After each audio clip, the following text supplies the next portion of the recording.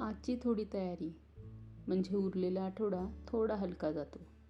गडबड नाही, ताण नाही. फक्त घरासाठी केलेली ही साधी कामं आहेत. ही फक्त स्वयंपाकघरातली कामे नाहीत. हे आहे नियोजन, काळजी आणि आपुलकी, जे रोजचा दिवस आहे ना सोपा करतात. लोकांना तयार जेवण दिसतं, पण त्याआधीची ही तयारी दिसत नाही. गृहिणीला सगळे गृहीत धरतात, पण ती मल्टीटास्किंग करत नाही, ती मॅनेज करते. घर चालवणं ही एक कला आहे. घरातली शिस्त तिच्या हातात आहे.